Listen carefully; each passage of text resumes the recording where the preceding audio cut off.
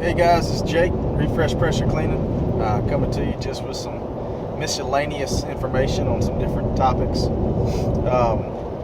We just got done doing a job for one of our real estate agents that we worked with, and they had a property that definitely needed a good cleaning, and just to get pictures are being taken on Monday, so they wanted to get it cleaned up and make sure the pictures look real good. They had a really dirty driveway, and if you run into that, you're going to run into some driveways that aren't really that bad, and man, they just clean up so good.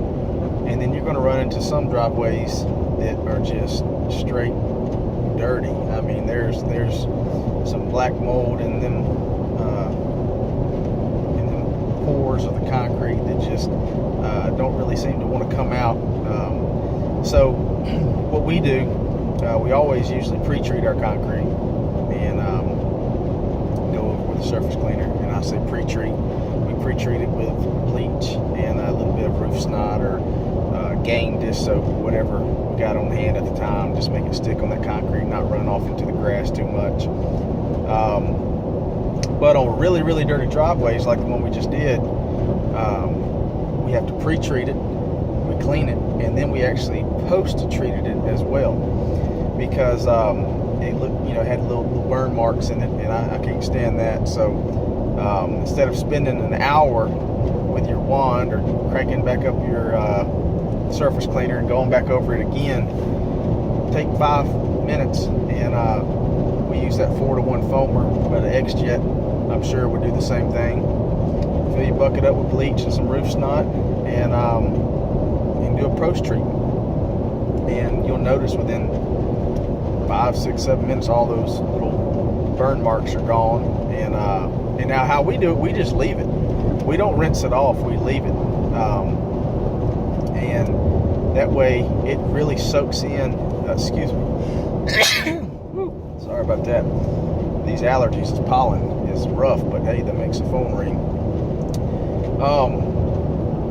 But yeah, so you post-treat it, and it'll take care of the issue. Leave it, it'll soak in those pores, and even spots that you might not see until if you was to rinse it off, you might not would even see some spots that it might have still been working on, so that's just one little tip there. Another tip on marketing is one of the things I want to bring up.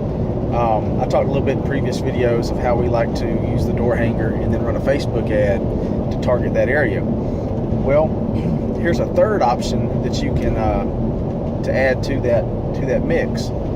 So pick a target neighborhood, and I'm learning as I go still to this day, and that's one thing you always want to just continue to learn. But when you put out the door hangers, I mean, it's not so much that the money that it costs on the door hanger, but the quality of return.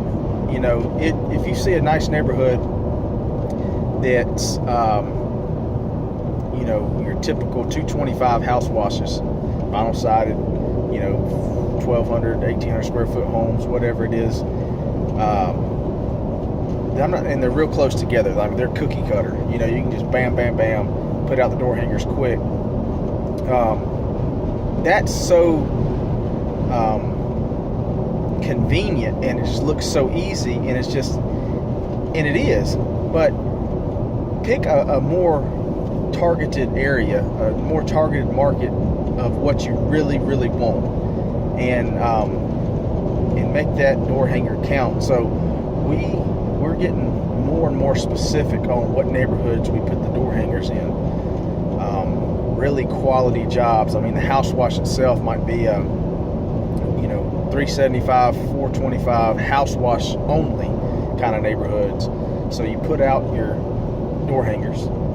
Next day, do a Facebook boost, in that area, in that neighborhood, and then say the next day or the day after, put a yard sign right there at the end of the subdivision. Now, the best time to do it's on Friday, so it don't get yanked up right away, and you might lose the $15 sign that you have if you don't go right out and get it. But you put a yard sign right there at the end of the subdivision that you're trying to target. And then here's another flood of of branding your name in that neighborhood. If you've got a Google account, the Google My Business, a local business listing, then maybe you boost and do an AdWord the next day of just that area. So you're number one, if you're not already number 1, 2, or 3 especially, but you run an AdWord campaign for a few days, you know, in that same area. And so you've got 4 touches there. You've got the door hanger, you've got the Facebook boost, you've got the yard sign at the end of the subdivision when they're leaving, everybody sees that sign. And then if they just happen to Google, bam, there you are again. And the last but not least, if you see a real dirty house, all it takes is getting in that neighborhood. Once you're in that neighborhood, neighbors are going to see you all the time. The slow ride by neighbors, you know, throw your hand out, wave to them, and actually approach them. But don't be afraid. As another option to go out in the neighborhood and do a couple of door knocks. You know, maybe find something that really sticks out. Maybe it's a roof clean. Maybe it's a driveway. Maybe you see a house for sale and they need the siding cleaned. And just try to go ahead and knock on that door and see if you can get in. And like I said, because once you get in that neighborhood, especially with all those touches between the door hangers, the Facebook boost, the Google AdWord campaign, the yard sign, the door knocks, you're gonna build up a clientele. And it don't take long for that snowball to start building up, and then it's game on.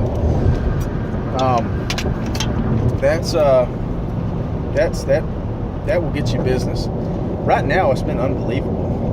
I think the Lord, it has been a great year so far, a great year, and it's been nonstop, and I mean, not just pressure washing. I see guys out here painting or landscaping or cabinet work or whatever it is. I mean, everybody seems to be full speed, which is great, but you know, what goes up must come down. So get out there and get it while you can. Put some back and get ready. You know, winter's a good ways away, but you'll blink and it'll be here. So keep some money set away for the slow months. Keep building. Load the wagon, man. Keep loading the wagon with work. You know, if you're, you know, we try to stay at least 2 weeks plus full days booked out. You know.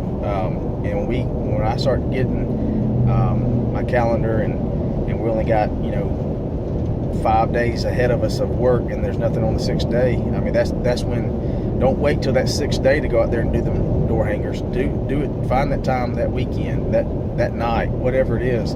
Go ahead and get it out there.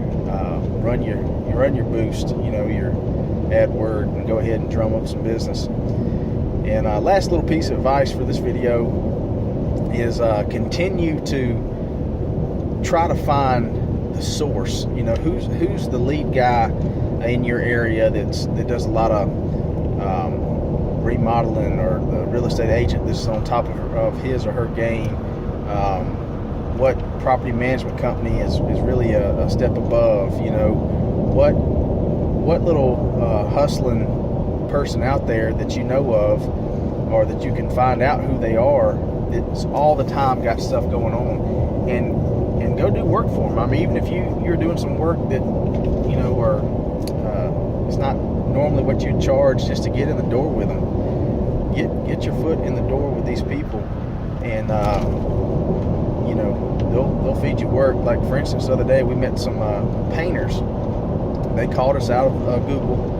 We went and did a job for them. It just happened to line up. It was at the end of the day. They needed something done the next day. I said, tell you what, we can come tonight. So that evening, we went out there and pressure washed the house for them. They loved us. They couldn't believe we got out there that quick. And they have been calling us once, twice a week with jobs. And they just love working hand in hand with us. And they're a great contact. You know, they feed us work. But you can't depend solely on Google. You can't depend solely on anything on the marketing wise, you know, for door hangers or whatever. You can't just put all your eggs in one basket. Make sure that you're well-rounded in how you get work, and that way when somebody is slow or not feeding you as much this week, the other 6, 7, 8, 9, 10 sources you got are throwing you something, or vice versa. But hope this helps. Y'all have a great day, and talk to you you soon.